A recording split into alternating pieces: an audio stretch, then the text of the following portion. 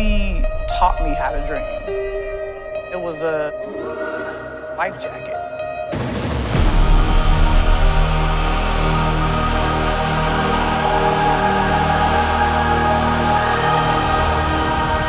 I don't think you can be an artist and not touch people.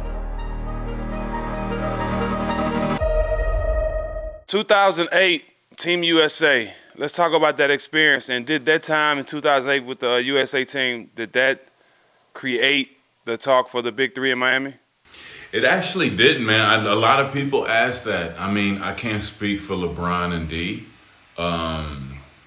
But for me, not really. I mean, I was still, my focus was on playing and really hanging out with the guys. And I always wanted to be like them. I wanted to be seen in the same light. You know, Melo, D-Wade, and Bron, I mean, they had the things that I wanted. They had the endorsement deals. They had the, the regular season success, the playoff success.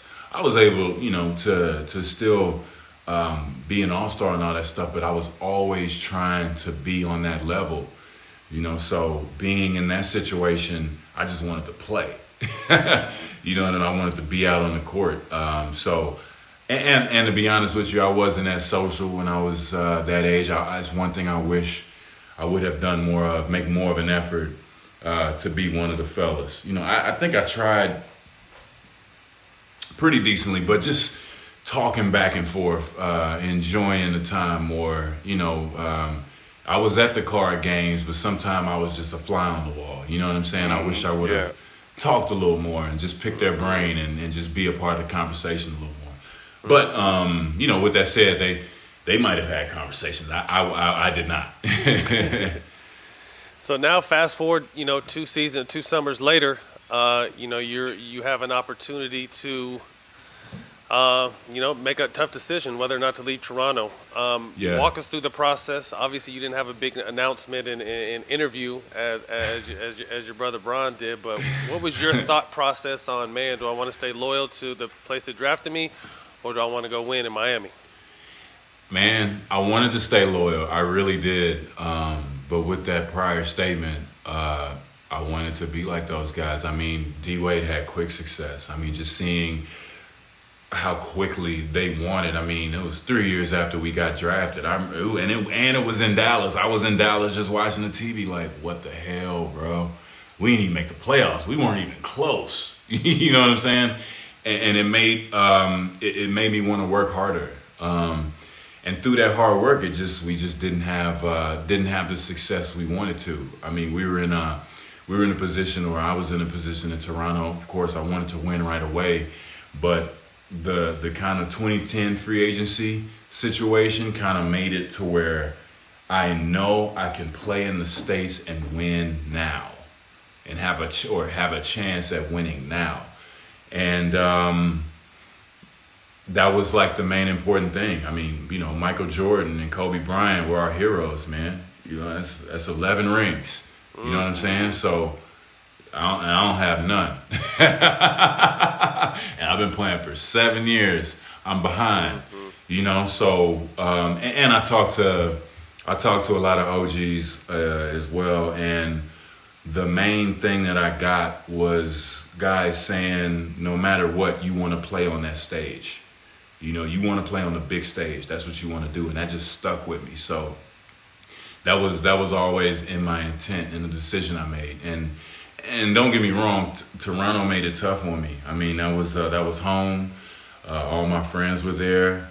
I loved it there. I could shoot it whenever I wanted to. But those I wanted to win, man. I've always been a competitor, and winning has always been first and foremost, and that's what I wanted to do. How was it getting recruited by Pat Riley? Did he call you and or just text you a picture of all his rings and say, what you want to do, fam? I got all these rings. I can show you how to get one. Come on over. Yeah, except he showed it to me right there, because we had all our meetings in Chicago. So, I mean, it was crazy just talking to Pat, because Pat, You know how people have an aura. Pat has an aura. Mm-hmm. You know what I'm saying? Pat has an aura, and the mob boss. You know what I mean? He come in, you just stand up a little straight. You know what I mean? Oh, yes sir. All right, he just carries my godfather. My godfather impression. Yeah, Pat Riley, he's one of the greatest coaches of all time. But he is, and like to see him telling, having a message to you to win a championship, and to have Pat Riley tell you, yo, this is what it's about. I mean, my dad went with me to the meeting. He was fanning out before it. I'm like, yo, Pop, chill out. Right. Man, that's Pat Riley, man. My dad, he was growing up in the 80s and had me in the 80s. So like, that's Showtime, all that. And then even in the early 90s with the Knicks. So, just the thing that Pat brings is that championship aura, and you can see it. You know what I mean? You see it, and then he starts talking to you, and then like, it's always a good point. So I just I just enjoyed it really. I wish we would have taped it, but it's in here somewhere. Right. How challenging was it for you? Because similar to KG, when they got their big three, he was the one that kind of stepped back the most and sacrificed to make sure everything went. And from the outside looking in, it looks like you were the superstar that sacrificed the most for Bron and D-Wade. So how challenging was it for you mentally to kind of find, all right, I'm here with this team, we're going to win, but find your footing and your identity with the Heat team?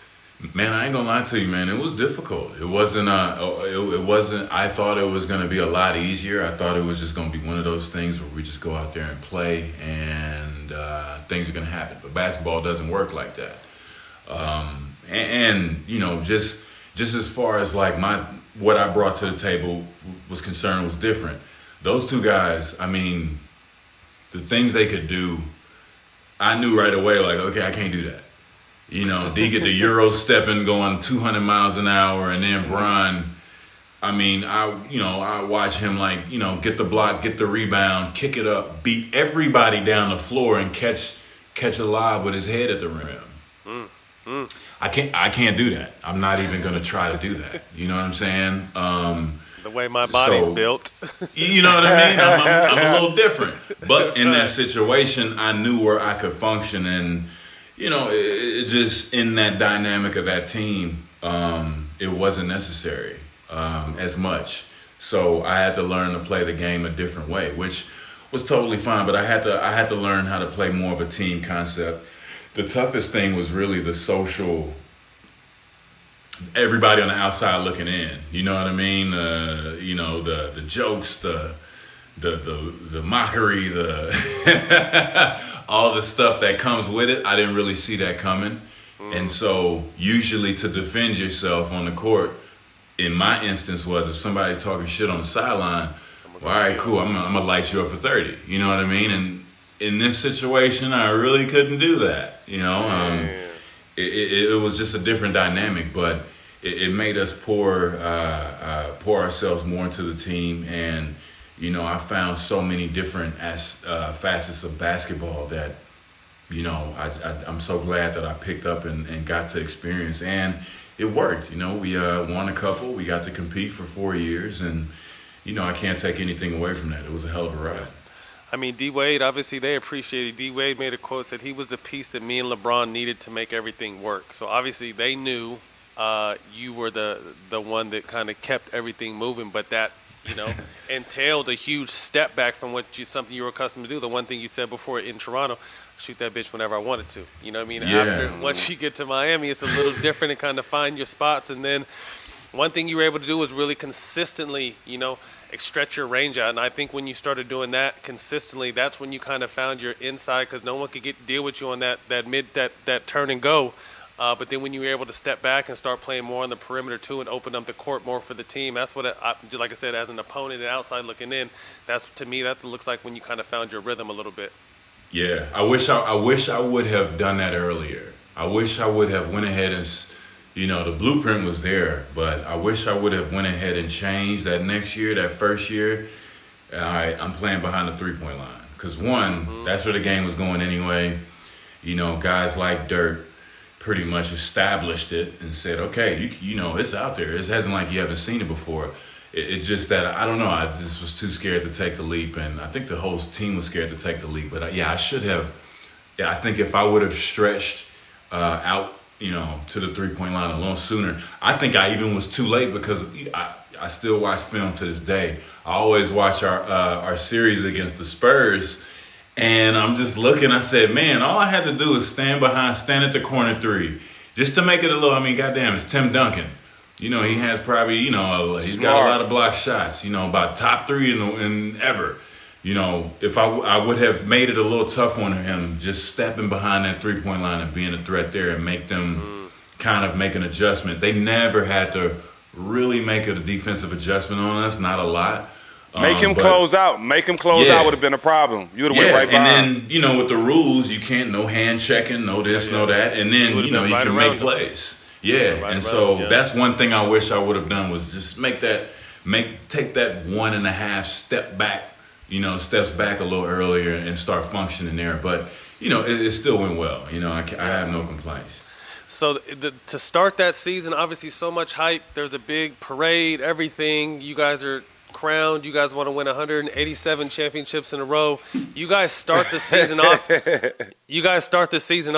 At 9-8, and man, like you said, that outside media, the fans, the heckling. When was there a pivotal moment that season you felt you guys kind of came together, had a meeting, or found your footing through a particular game? What made you guys turn the corner that season?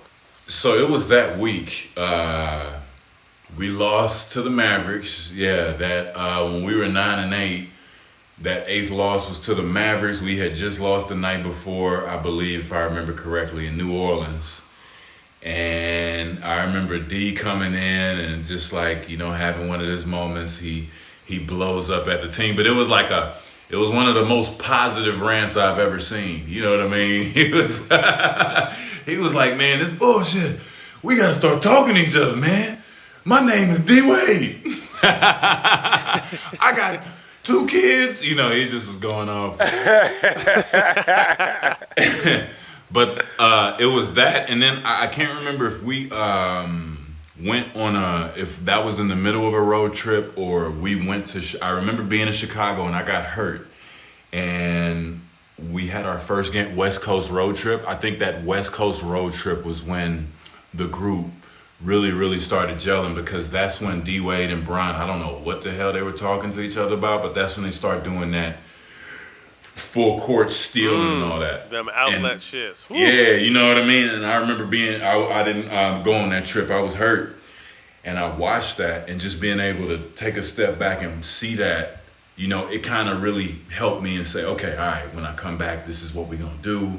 This is how I'm going to fit in. And things started to pick up after that. We still hit some blocks, some road bumps, but I think that's kind of when we found our identity as a team. And then really after that, it was really just about winning and losing, playing our style, you know, winning like a man, losing like a man. All those things had to kind of help us gel as a team throughout the rest of that season. Losing to the Mavs in the 2011 finals, what was the biggest lesson that y'all took from that? Man, that's a good one. Biggest lesson, don't count your eggs before they hatch, I guess. The one thing I learned for sure was don't watch TV during the playoffs. Bro, I thought we had it. I thought we went up 2-1. I was like, yes, sir. You know, but it didn't happen. And I think as a team, just having that toughness, understanding that they're a great team too, and it's gonna be runs and stuff. I think we hung our heads way too much. We weren't alert. It was some simple things that they did. You know, just those team building concepts, the small things like calling that switch under 5 seconds in the shot clock. You know what I'm saying? That's when that last 4 or that last 3.5 seconds to where, you know, you'll see the good teams continue to make the next play and make the next closeout, and they're going to keep making the right pass. You know, that trust was there. Yeah, they had the trust. Psychologically, we weren't prepared for that. You know what I'm saying? We let guys get off and we let that, you know, kind of damage our psyche. I think after that we understood, like, you know, it's a game of runs. They might have a run. We might have a run. Let's keep playing. Let's go on to the next play. Let's get a stop. Let's get a bucket. We need to do that. You know what I mean? Those intangibles, we got way, way better at that. It was a huge lesson learned.